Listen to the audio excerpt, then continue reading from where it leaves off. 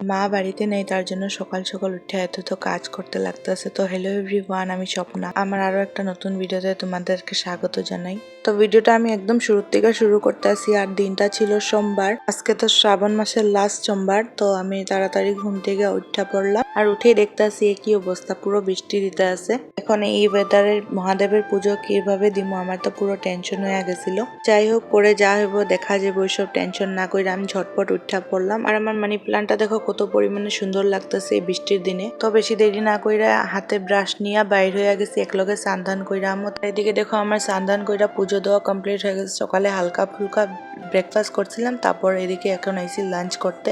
তো চলো তাড়াতাড়ি খাওয়া দাওয়া কইরা নেই। কালকে বেশি ক্লিপ নিতে পারিনি, তার জন্য আজকের ক্লিপটা অ্যাড করে দিছি। তো আজকে মঙ্গলবার, কালকে বিকালে মা গেছিল গিয়া জয়পুর মেসোগো ঘরে মনসা পূজা আছে তার জন্য।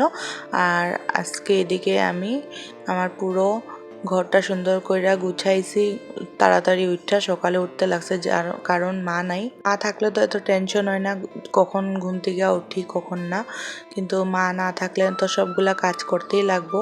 আর এদিকে দেখো আমাদের গাছে কি সুন্দর ক্ষীরাটা ধরছে। আর এদিকে পুচকু বয়া রয়েছে, পাপা গেছে খাইতে। তো পাপারে আমি ছুটি দিলাম আইয়া দোকানে।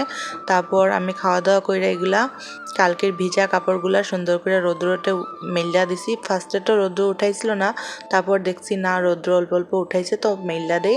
আর কালকে মায়ের কতগুলো শাড়ি বাসি আসলো, ওইগুলো ভাবছি একটু কাচাকুচি কইরা ওইগুলো রৌদ্র উঠাইছে যখন মেললা দেই। আর আজকে তো মনসা পূজা মেসোগো ঘরে। মা কালকে বুধবার, কালকে আইয়া যাবে সকাল সকাল, বেশি দিন থাকবো না আর কি। তো দেখো তোমাদের সাথে কথা বলতে বলতে আমার অর্ধেক কাজ হয়েও গেছে। আর শাড়িগুলো সুন্দর করে একটা একটা করে মেলা দিতেছি। আর আমারও কয়েকটা কাপড় আসলো, বেশি আসলো না, দুই একটা আসলো, তো ওইগুলো সুন্দর করে কাইচা দিলাম।